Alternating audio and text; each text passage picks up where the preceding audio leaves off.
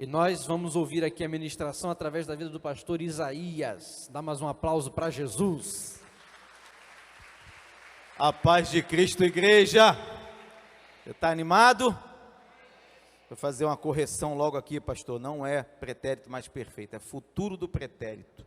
Essa conjugação aí. Errei ali na hora, rápido pensei, mas depois conjuguei o verbo e achei o tempo certo. Irmãos, hoje nós vamos estudar a lição de número 11. Você está com a sua revista aí? Lição 11, o Espírito Santo e os dons. Uma lição muito importante, porque precisamos ter um entendimento correto acerca dos dons espirituais. E é um assunto controverso.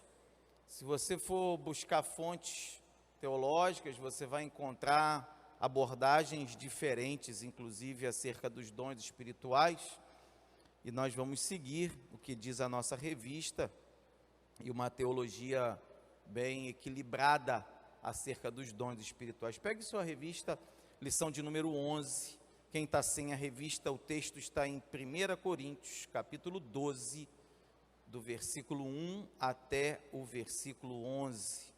1 Coríntios, capítulo 12, versículos 1 ao 11. Eu vou ler na revista e você pode acompanhar a leitura, se você desejar, em voz alta também, junto comigo, fique bem à vontade. Acerca dos dons espirituais, não quero, irmãos, que sejais ignorantes. Vós bem sabeis que éreis gentios levados aos ídolos mudos, conformes éreis guiados. Portanto, vos quero fazer compreender que ninguém que fala pelo Espírito de Deus diz Jesus é anátema, e ninguém pode dizer que Jesus é o Senhor, senão pelo Espírito Santo. Ora, há diversidade de dons, mas o Espírito é o mesmo, e há diversidade de ministérios, mas o Senhor é o mesmo, e a diversidade de operações, mas é o mesmo Deus que opera tudo em todos. Mas a manifestação do Espírito é dada a cada um para o que for útil, porque a um, pelo Espírito, é dada a palavra da sabedoria, e a outro, pelo mesmo Espírito, a palavra da ciência, e a outro, pelo mesmo Espírito, a fé, e a outro, pelo mesmo Espírito, os dons de curar, e a outro, a operação de maravilhas, e a outro, a profecia, e a outro, o dom de discernir os espíritos, e a outro, a variedade de línguas, e a outro, a interpretação das línguas. Mas um só, e o mesmo Espírito, opera todas estas coisas, repartindo particularmente a cada um como quer. Diga amém. O texto áudio diz assim, é 1 Pedro 4,10. Cada um administre aos outros o dom como o recebeu, como bons despenseiros da multiforme graça de Deus. E na introdução, eu quero destacar o versículo 7 de 1 Coríntios 12, e o texto áureo, que fala sobre a finalidade dos dons espirituais. Eu quero iniciar essa aula falando sobre isso, que você entenda para que Deus colocou sobre a igreja dons espirituais. O versículo 7 de 1 Coríntios diz que 1 Coríntios 12 diz que a manifestação do Espírito é concedida a cada um visando um fim proveitoso. Na versão que nós lemos diz, a manifestação do Espírito é dada a cada um para o que for útil. Então entenda que os dons estão sobre a igreja com uma finalidade. Existe uma razão pela qual o Espírito Santo ministra sobre nós os dons espirituais, e essa finalidade é abençoar a igreja, é edificar a igreja, é para que nós sejamos úteis dentro do plano que Deus estabeleceu para nós aqui na terra. Está entendendo isso? Ninguém recebe um dom para ficar famoso. Ninguém recebe um dom para aparecer. Ninguém recebe um dom para ser melhor do que outras pessoas. Nós recebemos dons de Deus para servir a Cristo e servir a igreja naquilo que é útil para o trabalho do Senhor. Então, nessa manhã, já vai recebendo dom aí para você, para a sua vida, para que você seja cada vez mais útil na igreja, cumprindo o ministério que Deus te chamou a fazer. A revista, ela divide os dons em 3 grandes grupos. O primeiro grupo está aí, se você está com a revista você vai ver, os dons de revelação, palavra de sabedoria, palavra de conhecimento e discernimento de espíritos. O segundo grupo, dons de inspiração, profecia, variedade de línguas e interpretação de línguas. E o terceiro grupo, dons de poder, fé sobrenatural, dons de curar e operação de milagres. Todos esses 9, são 3 em cada grupo, estão descritos, estão indicados no texto de 1 Coríntios 12, que nós lemos. E eu achei bastante interessante essa divisão. Não é uma divisão unânime, entenda que cada estudioso, cada teólogo, ele faz a sua divisão de acordo com os critérios que ele estabelece. Aqui os nomes, é importante a gente falar sobre isso, tem os dons de revelação, não quer dizer que os outros não sejam revelação. O último é dons de poder, então quer dizer que no primeiro não tem poder, não tem nada a ver com isso. É apenas uma divisão didática para que nós possamos entender e estudar. A divisão que ele fez eu achei muito interessante, porque agrupa dons que têm relacionamento entre si.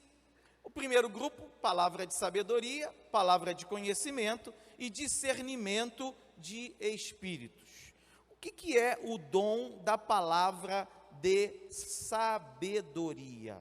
Eu quero que você abra a sua Bíblia em 1 Reis, capítulo 3, 23 a 25. O que é o dom da palavra de sabedoria?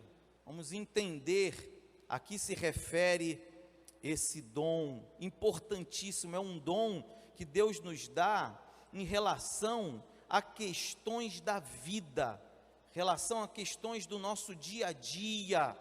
Nós precisamos demais desse dom, tanto para nós, quanto para as pessoas que estão à nossa volta, a nossa família, no nosso trabalho, e verdadeiramente Deus nos concede esse dom.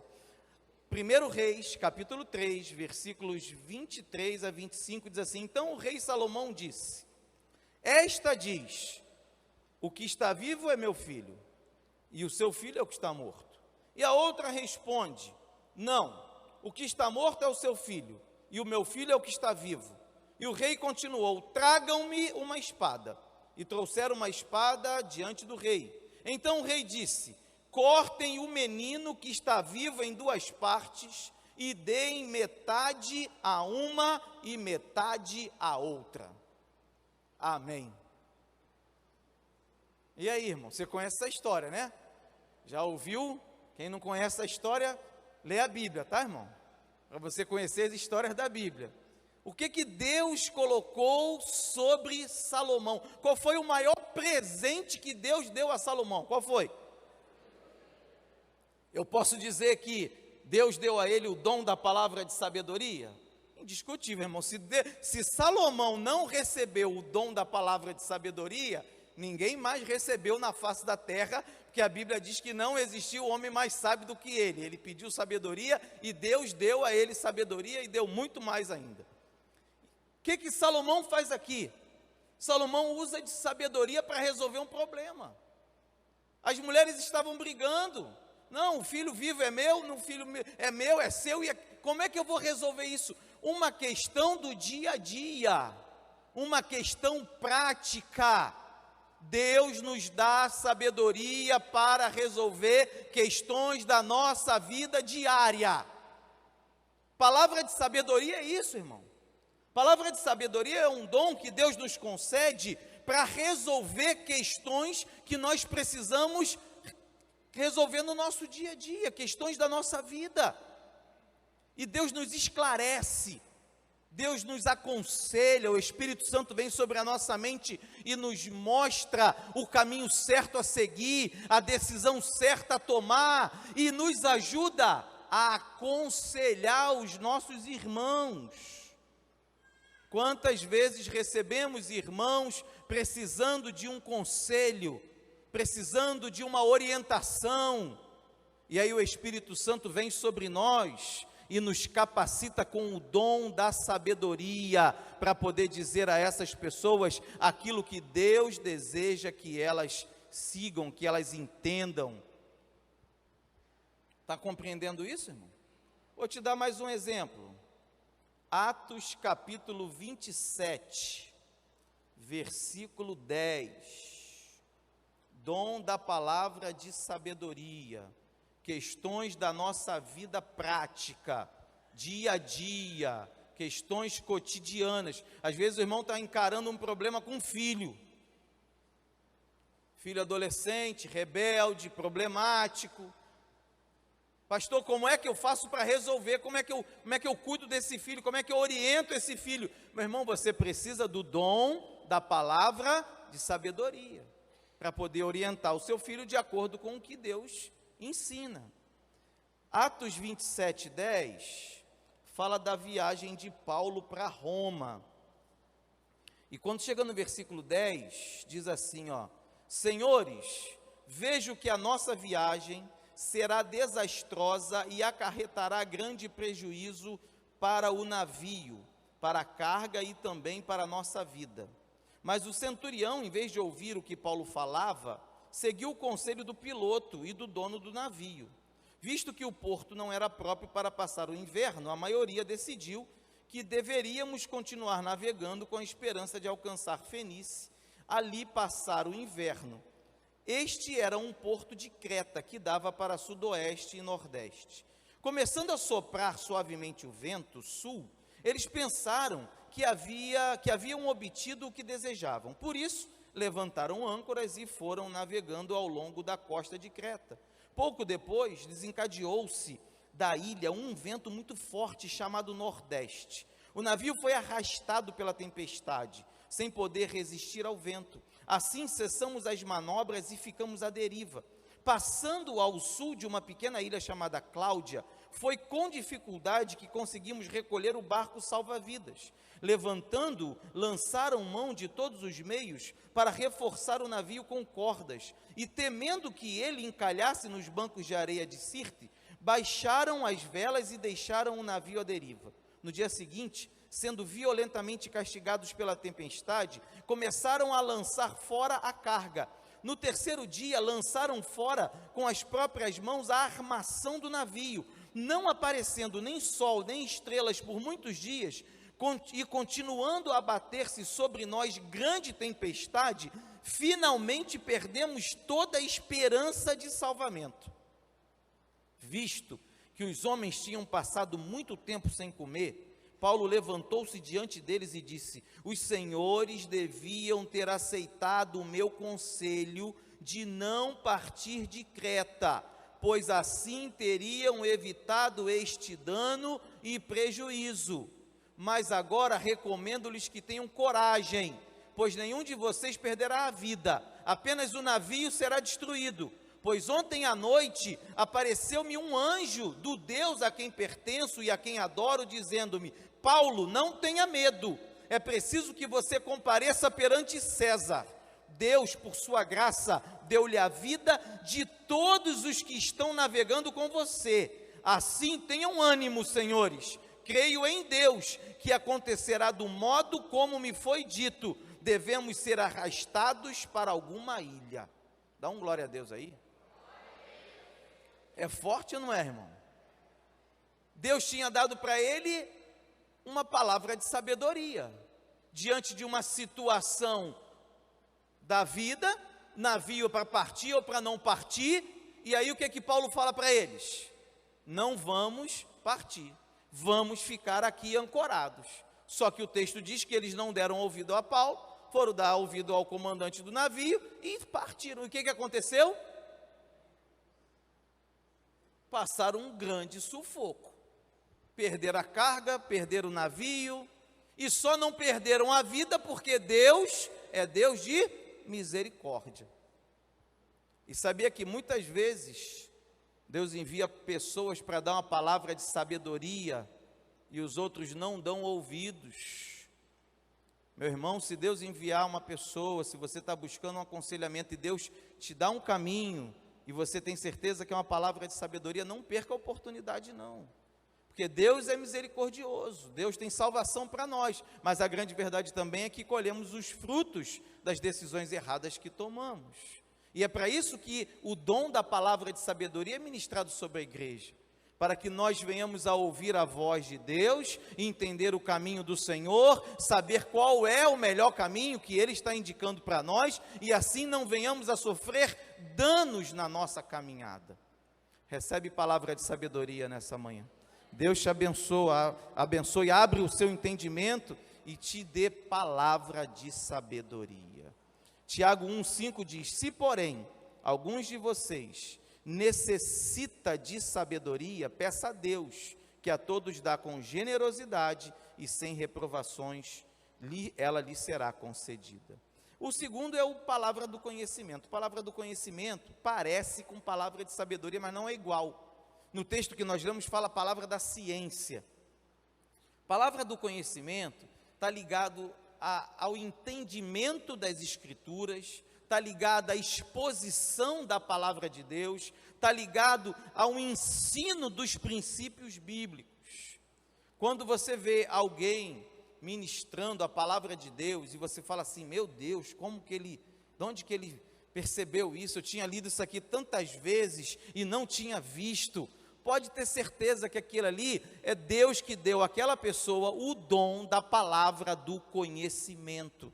Palavra do conhecimento tem a ver com o entendimento da Bíblia, entendimento da doutrina bíblica, tem a ver com a explicação das Escrituras. Ela leva a um conhecimento aprofundado da palavra e leva também a um ensino eficaz, porque não se esqueçam que os dons são dados às pessoas, à igreja, para aquilo que for útil. Tem utilidade. Tem utilidade a palavra de sabedoria? Muita. Nosso dia a dia.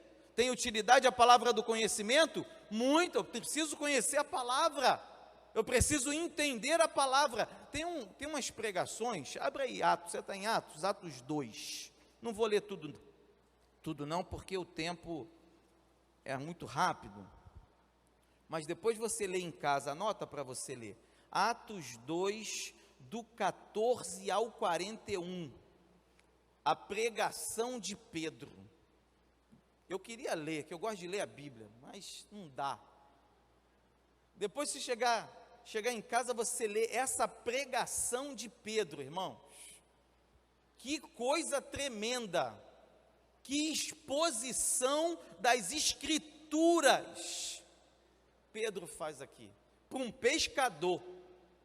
Mas isso é o quê? Dom da palavra do conhecimento. Deus abre a mente, e Deus dá condição também o dom da palavra do conhecimento tem a ver com recepção, entendimento, reflexão da Escritura e exposição, porque é na hora que ela se torna útil. Ela não é só útil para você, ela é útil para a igreja. Quer ver outro? Eu vou ler só o 37, desse daí, 2:37, cadê? Olha que coisa linda. E ouvindo, portanto, 37, quando ouviram isso, ficaram aflitos em seu coração e perguntaram a Pedro e aos outros apóstolos, irmãos, que faremos?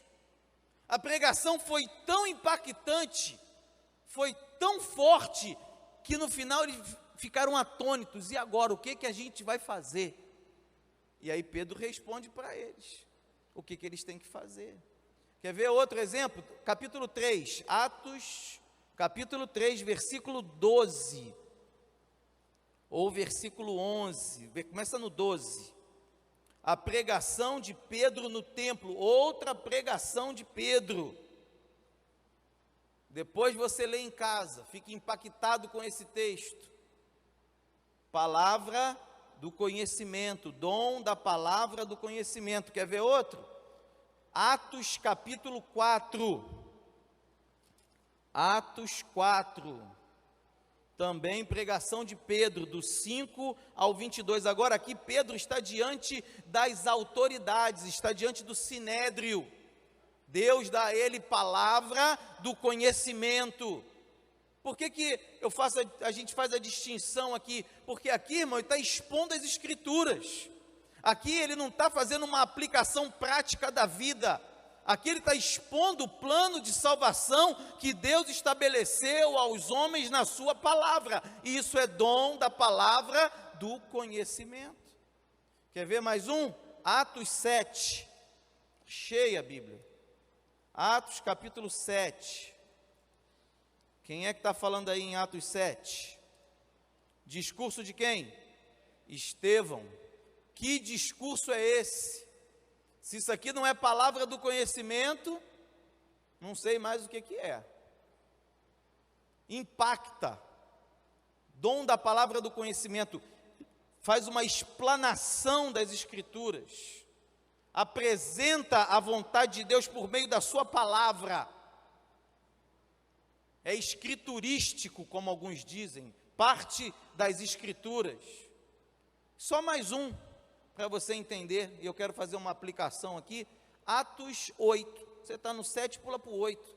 Já tem muita coisa para ler em casa, né, irmão? Já tem um dever de casa bom aí para hoje de tarde.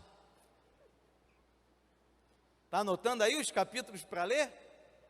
Atos 8 fala de Filipe. Filipe prega em Samaria, vai para Samaria e prega. A pregação dele causa um alvoroço tão grande na cidade que os apóstolos têm que ir para lá depois, porque Filipe era um diácono. Filipe era um diácono. E ele vai lá para Samaria e começa a pregar, e a pregação dele, Deus usa ele com tanta autoridade, com o dom da palavra do conhecimento tão intenso na sua vida, que há um reboliço tão grande na cidade toda, que os apóstolos têm que ir para lá depois.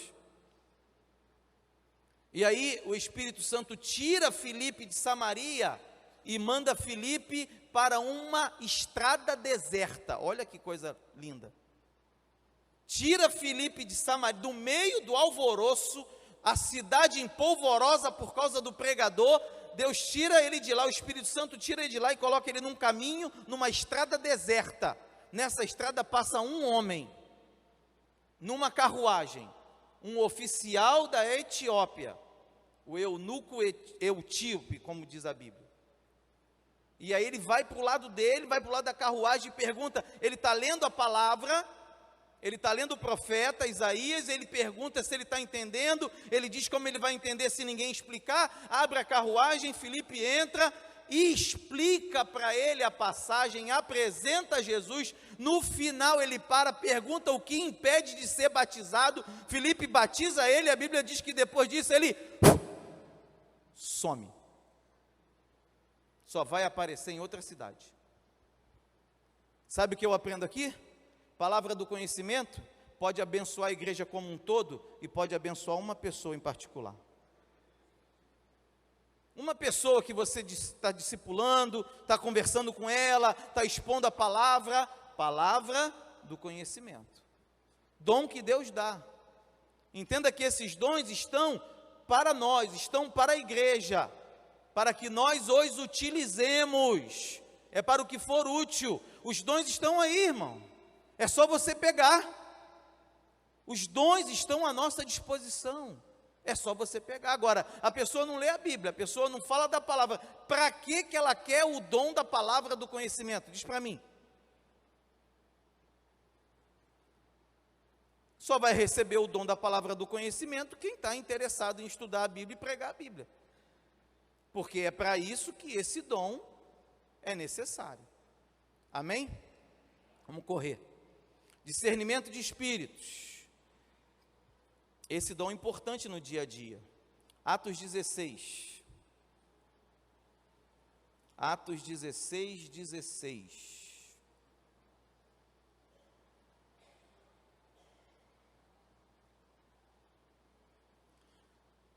Aconteceu que, indo nós para o lugar de oração, veio ao nosso encontro uma jovem possuída de um espírito adivinhador, a qual, adivinhando, dava grande lucro aos seus donos.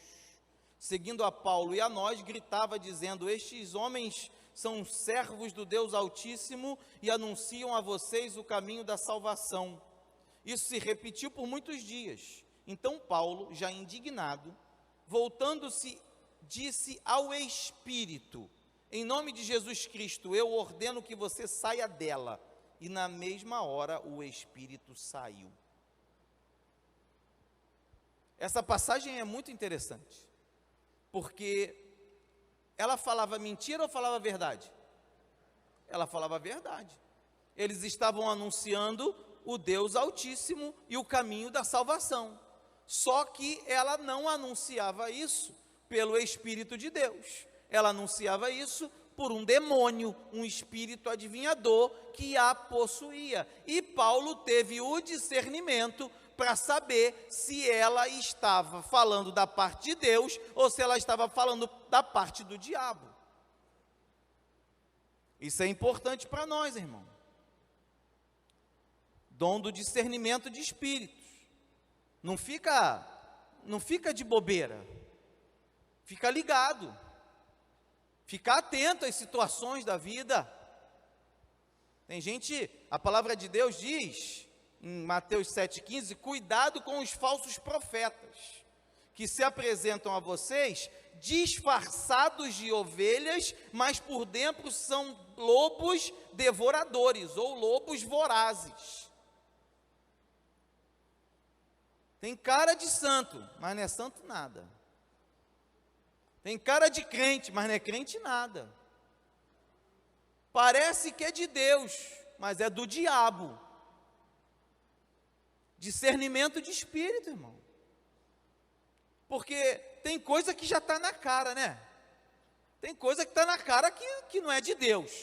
Não precisa ter discernimento de espírito nenhum para saber que aquilo não é de Deus. Agora, tem coisa que vem disfarçado. Vem disfarçado. Parece que não tem nada a ver. Tem nada a ver. E aí o irmão vai dando ouvidos.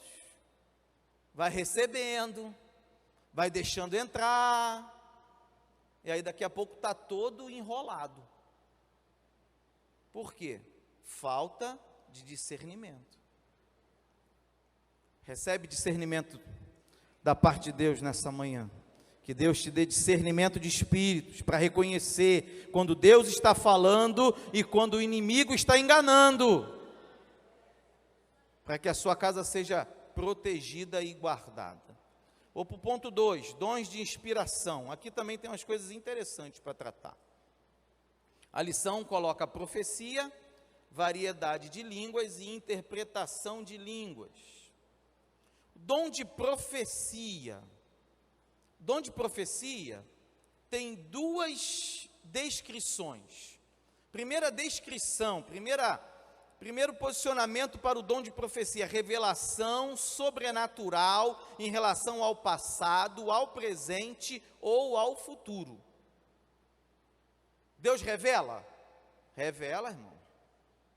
Deus conhece o futuro, o passado, o presente? Deus conhece tudo. Ele é onisciente, onipresente, onipotente. Deus não tem início nem fim. Ele esteve em todas as eras e sempre estará. E Ele sabe todas as coisas. Ele revela? Revela. Dom de profecia traz em si o dom da revelação? Traz. Não vou enganar ninguém, não. Já tive experiências com isso e talvez alguns também já tenham tido experiências com isso. Me lembro quando eu era um jovem tenente do exército. Acabei de chegar da escola militar, estava no colégio militar para começar a trabalhar, acho que eu tinha 23 anos, e um irmão na igreja pediu para orar por mim, pelo trabalho, né?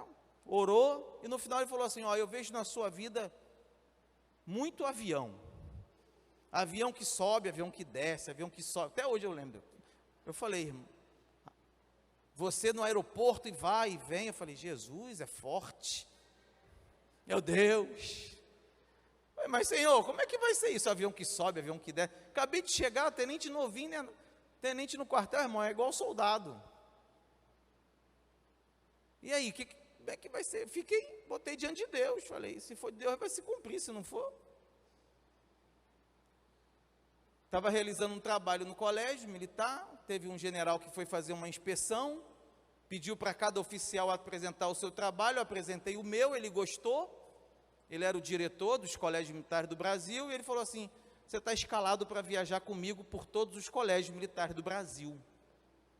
E eu passei 2 anos, avião que sobe, avião que desce, avião que sobe, avião que desce. Ninguém entendeu nada, o tenente, por que não foi um coronel? Deus sabia? Deus sabia. Deus quis colocar na minha vida isso? Colocou na minha vida isso. Deus revela? Revela. Vou te mostrar na Bíblia também. Estou te contando uma experiência pessoal, mas a Bíblia mostra isso. Quer ver isso? Ó, vai lá em Atos 21. Atos 21, bem claro isso mesmo. Atos 21, 10 e 11. Falando do primeiro conceito do que é o dom de profecia. Deus tem os seus profetas, e a profecia está ligada a essa revelação sobrenatural, sim. Atos 21, 10, demorando-nos ali alguns dias, veio da Judéia um profeta chamado Ágabo, que aproximando-se de nós, pegou o cinto de Paulo, e amarrando com ele os próprios pés e mãos, declarou: assim diz o Espírito Santo, é isto que os judeus em Jerusalém farão ao dono deste cinto, para entregá-lo nas mãos dos gentios. Revelou o futuro ou não? Revelou. Pegou o cinto, foi orar por Paulo, pegou o cinto, e falou para ele, quando você chegar em Jerusalém, você vai ser amarrado, você vai ser preso, os judeus vão te prender, para te entregar aos gentios. Depois começa um alvoroço aí, né? O pessoal fica atônito, depois você termina de ler o capítulo, fica todo mundo desesperado, e Paulo dá uma palavra. Por que vocês estão desesperados?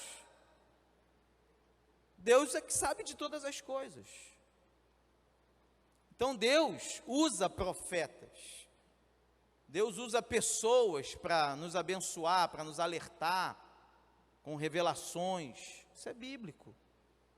Agora, os profetas não são apenas essas pessoas que são usadas na revelação de uma situação particular, não. Os profetas são aqueles que ministram a palavra de Deus. Quando eu olho para o Antigo Testamento, o que o profeta Isaías fazia? Proclamava a palavra de Deus. O profeta Jeremias fazia. O profeta Joel. Todos os profetas do Antigo Testamento faziam o quê? Proclamavam a palavra de Deus. E os profetas são esses que anunciam a palavra do Senhor. Cada pessoa que pega a palavra, e aí há uma conjugação de dons, sim, que pega a palavra de Deus e ministra essa palavra, ela recebe o dom da palavra do conhecimento, e ao mesmo tempo, ela recebe o dom de profecia, porque a palavra que ela ministra é profecia de Deus para a igreja. Quem foi o maior de todos os profetas, irmão? Jesus Cristo, nosso Salvador. O maior de todos os profetas. Por quê? Porque veio à terra para anunciar a palavra do Senhor. E eu quero voltar lá no texto da revista, não está na revista não, está seguindo o texto. 1 Coríntios 14. 1 Coríntios 14, da revista 12. 1 Coríntios 14, versículo 3. Quero destacar, depois eu vou ler ele de novo, mas eu quero destacar ele aqui. Funções da profecia, olha aí, ó. Mas quem profetiza o faz para edificação, encorajamento e consolação dos homens. 3 funções da profecia: edificar, encorajar e consolar. Quando alguém prega a palavra no púlpito, está edificando a igreja? Sim ou não? Quando alguém prega a palavra aqui no púlpito, está encorajando a igreja? Quando alguém prega, está consolando a igreja? Sim. Então, todos que vêm ao púlpito e pegam a palavra para ministrar, estão sendo profetas de Deus, estão exercendo o dom da profecia. Nesse capítulo 14, Paulo bate forte, irmão. Esse capítulo é uma chicotada. Eu quero ler só alguns versículos, e eu já vou falar dos dois aqui, da questão do dom, que esse tópico fala do dom, da profecia, da variedade e da interpretação, né? Quando fala da variedade e da interpretação, está falando de línguas estranhas. O que é o dom da variedade de línguas? Quando a pessoa é batizada com o Espírito Santo, ela recebe o dom de falar em línguas estranhas. Então, ela recebe o dom de variedade de línguas. Ela fala em mais de uma língua. Esse dom, lá no dia de Pentecostes, aconteceu falando em línguas naturais. Quando a gente lê o texto, a gente vê que as pessoas que eram de outros lugares entendiam na sua língua aquilo que eles estavam dizendo. Mas esse dom, se você continuar lendo, você vai ver que ele também fala de línguas espirituais. E esse capítulo 14 fala exatamente das línguas espirituais. Que são as línguas espirituais? Línguas que ninguém entende. Você fala em línguas estranhas com Deus e só Deus que entende, porque não é uma língua terrena, não é uma língua da terra, é uma língua espiritual. E o dom de interpretação de línguas, o que é? É alguém que pelo Espírito Santo interpreta essa língua estranha. Ela não é conhecida na terra, mas o Espírito Santo dá a interpretação daquela língua à própria pessoa que está falando ou a uma outra pessoa que interpreta. É bíblico? É. Mas eu quero que você observe acerca desses três dons: o dom de profecia, o dom de variedade de línguas e o dom de interpretação de línguas, aquilo que a Bíblia ensina. Então, abre aí 1 Coríntios capítulo 14, pega uma canetinha e marca. Sigam o caminho do amor e busquem com dedicação os dons espirituais, principalmente o dom de profecia. Pois quem fala em língua não fala aos homens, mas a Deus. De fato, ninguém o entende. Em espírito fala mistérios. Mas quem profetiza o faz para a edificação, encorajamento e consolação dos homens. Quem fala em língua, a si mesmo se edifica, mas quem profetiza edifica a igreja. Gostaria que todos vocês falassem em línguas, mas prefiro que profetizem. Quem profetiza é maior do que aquele que fala em línguas, a não ser que as interprete, para que a igreja seja edificada. Agora, irmãos, se eu for visitá-los e falar em línguas, em que lhes serei útil, a não ser que lhes leve alguma revelação, ou conhecimento, ou profecia, ou doutrina? Conseguiu entender aqui, irmão?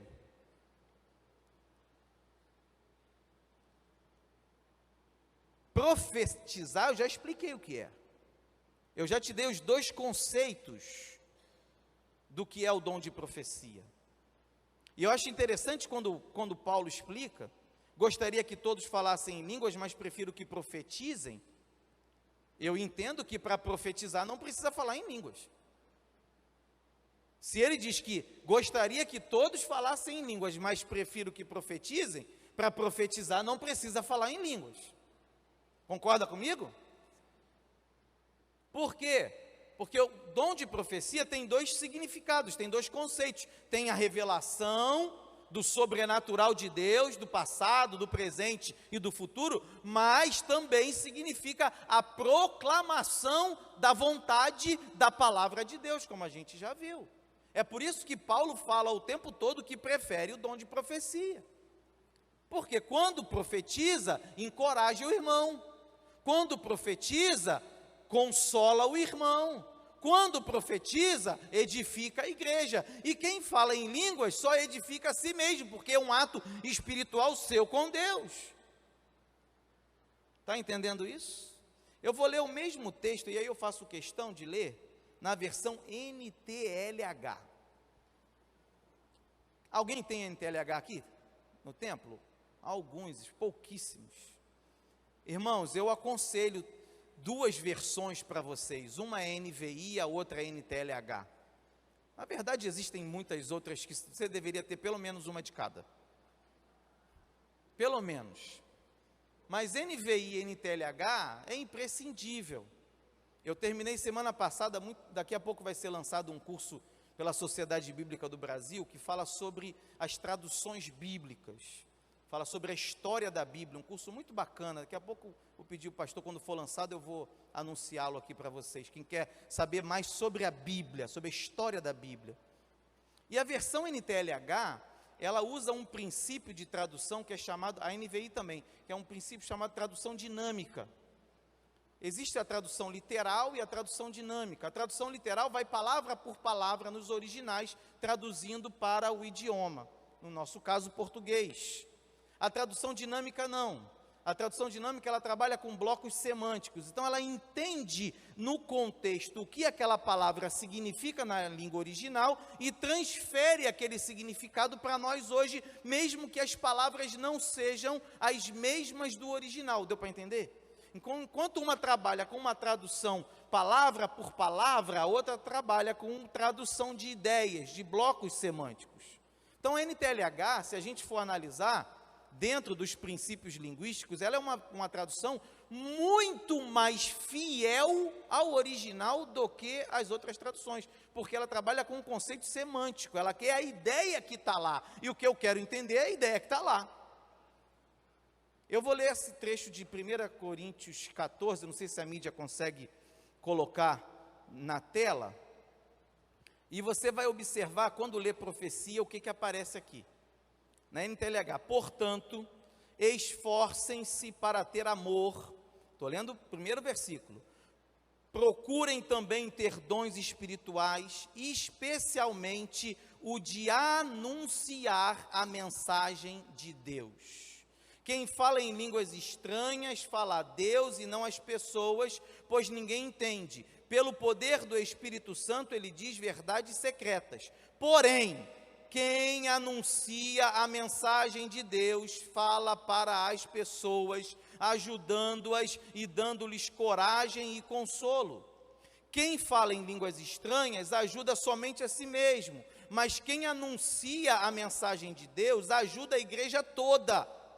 Eu gostaria que vocês todos falassem em línguas estranhas, mas gostaria mais que tivessem o dom de anunciar a mensagem de Deus, porque quem anuncia a mensagem de Deus tem mais valor do que quem fala em línguas estranhas, a não ser que esteja ali alguém que possa interpretar o que está sendo dito para que toda a igreja seja ajudada espiritualmente. Por isso, irmãos, quando eu os visitar, que proveito vocês terão se eu lhes falar em línguas estranhas? É claro que nenhum, a não ser que leve a vocês alguma revelação, ou algum conhecimento, ou alguma mensagem inspirada, ou algum ensinamento.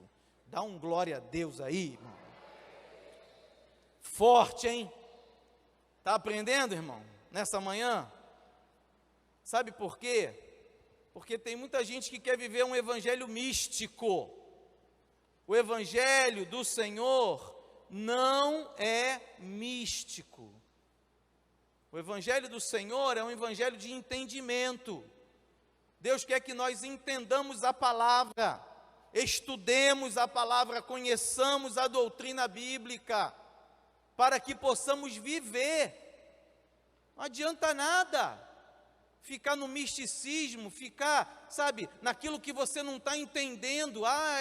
É o espiritual. O pastor Silas que gosta de assistir uns vídeos do pastor Silas ontem, não dá nem para imitar ele, irmão. Que ele fala do Ola, do Jesus, o Michael, vai procurar, o pastor Silas faz o Michael Jackson de Jesus. Um monte de besteira que não serve para nada. O que importa para nós? Importa entender a palavra, conhecer e anunciar a palavra. Nós estamos no ano do discipulado. E aí eu pergunto, para quem você está anunciando a palavra? Eu preciso aplicar na nossa vida. Porque a pessoa é muito espiritual. Ela fala muita língua estranha. É errado falar língua estranha? Não é. É bíblico, Deus deu, é para falar. Mas não adianta nada falar em língua estranha e não anunciar a mensagem do reino de Deus. Essa é a verdade para nós hoje. Está falando muita língua estranha, mas não está falando de Jesus para ninguém. Não convida ninguém para ir na sua casa lá, para orar, para receber uma palavra, não visita ninguém para falar de Jesus, não fala para ninguém no trabalho. Essa é a instrução para nós hoje aqui. E eu te aconselho mais, leia o capítulo 14 todo em casa, bota mais um na conta aí. Leia o capítulo 14 em casa. E não leia só numa versão não, leia em pelo menos 3. Lê na corrigida, lê na NTLH e lê na NVI. Compara. Você vai ver o que eu vou pular aqui por causa da hora. Eu ia falar disso. O que Paulo fala sobre a língua estranha no culto. Está aí. Como é que deve ser feito com a língua estranha no culto. Bem específico nesse capítulo 14. Amém? Para a gente caminhar para o final, terceiro tópico, dons de poder. Não que os outros não sejam dons de poder. Fé sobrenatural, dons de curar e operação de milagres. Abra a sua Bíblia em Mateus 17, 20. Fala sobre essa fé sobrenatural. É uma fé que extrapola, irmão, situações da nossa vida, nos dá ânimo para vencer. Mateus 17, 20, Jesus respondeu, porque a fé que vocês têm é pequena. Eu lhes asseguro que se vocês tiverem fé do tamanho de um grão de mostarda, poderão dizer a este monte, vá daqui para lá e ele irá. Nada lhes será impossível. Isso é a fé sobrenatural. Sabe por que a gente está hoje aqui de manhã? Estudando a palavra? Porque o nosso pastor tem uma fé sobrenatural. Dá um glória a Deus aí, irmão. Porque tem um monte de gente que a fé já vacilou, irmão. A fé, diante de qualquer situaçãozinha, a fé dele já cai. Ele já entra no desespero, ele já esquece que Deus existe, Fé, irmão. A gente tem fé para a salvação e a gente tem fé que Deus é o Deus do sobrenatural, realiza milagres, nos guarda, nos livra e nos dá força para seguir em frente. Isso é fé sobrenatural. E a Bíblia fala demais sobre a fé. Sem fé é impossível agradar a Deus, pela fé tudo foi criado. Tudo é pela fé. Recebe esse dom da fé sobrenatural na sua vida, para você vencer batalhas que parecem ser impossíveis, só que para Deus não existe nada impossível. Exerça, e eu quero bater de novo nessa tecla, os dons estão sobre a igreja, nós precisamos exercê-los. Sabia disso? Quando eu preparava essa lição, Deus falava muito isso comigo. A gente pede muito dom. Senhor, me dá esse dom. Senhor, me dá esse dom. Resposta de Deus para mim. Eu já dei os dons. Exerce. Os dons já estão sobre a igreja. Exerce os dons. É que muitas vezes nós somos tímidos, acanhados em relação ao que a Bíblia já diz. Está aí, exerce. Está diante de uma situação que exige fé sobrenatural, coloca essa fé em prática, desafia, pela fé, em oração, com discernimento, e pode ter certeza que Deus é contigo. Dons de curar. É interessante falar dos dons de curar, que a Bíblia coloca no plural, né? Dons de curar. Existem muitas enfermidades. Deus não criou o homem para ficar enfermo. Deus não criou a doença. Deus não criou o homem para ficar doente. Não. Por isso que a Bíblia diz que pelas suas pisaduras nós fomos sarados. E Deus coloca sobre nós dons de curar, para que curemos todo e qualquer tipo de enfermidade, desde dor de cabeça, irmão, até coronavírus. Deus cura ou não? Cura. Câncer, Deus cura? AIDS, Deus cura? Dons de curar, um dom para cada enfermidade que aparecer. Eu acho que o texto já está no plural por isso, né? Toda hora aparece uma enfermidade nova, então tem um dom novo. Um dom novo para curar a enfermidade nova. Como é que funciona isso? Vou te ensinar. Tiago capítulo 5, vai lá. Tiago 5, acerca do ministério de cura, acerca dos dons de curar. Tiago, capítulo 5, versículo 14.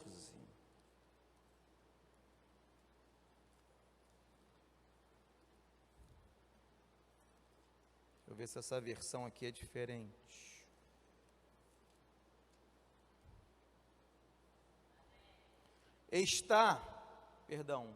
Versículo 14. Entre vocês há alguém que está doente? Que ele mande chamar os presbíteros da igreja, para que estes orem sobre ele e o unjam com óleo em nome do Senhor. A oração feita com fé curará o doente, o Senhor o levantará, e se houver cometido pecados, ele será perdoado. Amém? Entendeu aí? Agora entenda que não são os presbíteros que curam, não. A oração da fé salvará o doente e o Senhor o levantará. Então é desse jeito que se opera. Se operam os dons de curar. E o último, operação de milagres. Atos 28. Vai lá em Atos 28, você vê uma operação de milagres. Operação de milagres é um dom interessante, irmão, porque a gente precisa estar exercendo o ministério, precisa estar pregando a palavra, fazendo a obra, para que esse dom se manifeste na nossa vida. Tem gente que deseja e não alcança porque não está fazendo a obra. Ó, Atos 28, eu vou ler do 1 até o 6. Uma vez em terra, descobrimos que a ilha se chamava Malta. Isso foi depois daquela tempestade lá. Os habitantes da ilha mostraram extraordinária bondade para conosco. Fizeram uma fogueira e receberam bem a todos nós, pois estava chovendo e fazia frio. Paulo ajuntou um monte de gravetos. Quando os colocava no fogo, uma víbora, fugindo do calor, prendeu-se à sua mão. Quando os habitantes da ilha viram a cobra agarrada na mão de Paulo, disseram uns aos outros: certamente este homem é assassino, pois tendo escapado do mar, a justiça não lhe permite viver. Mas Paulo, sacudindo a cobra no fogo, não sofreu mal nenhum. Eles, porém, esperavam que ele começasse a inchar, ou que caísse morto de repente. Mas tendo esperado muito tempo e vendo que nada de estranho lhe sucedia, mudaram de ideia e passaram a dizer que ele era um Deus. Só Jesus, né? Operação de maravilhas, irmão. Milagres que Deus faz. Com quem está na obra, Deus realiza milagres e operação de maravilhas. Para nos guardar, para nos livrar, para permitir que a obra dele seja realizada. Eu passei por uma experiência muito bonita também de operação de maravilhas. Quando eu era adolescente, eu ajudava meu pai era maestro de coro, é até hoje, coral na igreja, e eu era o técnico de som do coral. E aí quando a gente saía, eu montava o som, ligava as caixas, era a minha praia ali o som, viu, Dudu? E um dia a gente foi fazer evangelismo, foi fazer uma viagem missionária, na verdade, o coral foi fazer uma viagem para o sul do Brasil e foi fazer missões no Uruguai. E aí foram 15 dias de missões, e no último dia nós íamos fazer o culto na cidade que nos hospedou no Rio Grande do Sul. Saímos de manhã, evangelizamos a cidade, é uma cidade pequena, distribuímos folhetos e convidamos para o culto à tarde, que ia acontecer na praça. E quando estávamos nos preparando para ir, depois do almoço, montar o som, começou a chover, e uma chuva forte, muita água estava caindo ali. E aí os irmãos, alguns já falaram, não, vamos cancelar, o pastor da igreja, não vai dar, que pena, vai ser aqui. E aí Deus usou meu pai com o dom da fé, e falou, não, nós vamos realizar esse culto aqui no nome de Jesus. E fomos embora, as mulheres ficaram na igreja orando, entrou todo mundo no ônibus e fomos para a praça, e chovia, água, não era chuva pouca não, chovia forte, oramos dentro do ônibus, continuou a chover forte. Eu falei, e aí? Tem que montar o som, demora, muita caixa para colocar, microfone, mesa enorme. Meu pai falou, vamos descer e tirar as caixas. Aí eu falei, vai estragar as caixas, né? Aí ele, pode tirar tudo com alto-falante para baixo e bota no meio da praça. Os homens desceram, tiramos as caixas, botamos tudo no meio da praça. Quando botou a última caixa, parou de chover. Eu vivi isso, irmão. Não estou contando experiência de outro, não. Eu vivi, estava lá, parou de chover, o céu abriu, saiu um solzinho de fim de tarde, fizemos o culto naquela cidade e muitas pessoas aceitaram Jesus como seu Senhor e Salvador naquele dia. O nosso Deus é o Deus que opera milagres, faz maravilhas em nosso meio, para que vivamos a sua palavra e preguemos o seu evangelho. Deus abençoe vocês no nome de Jesus.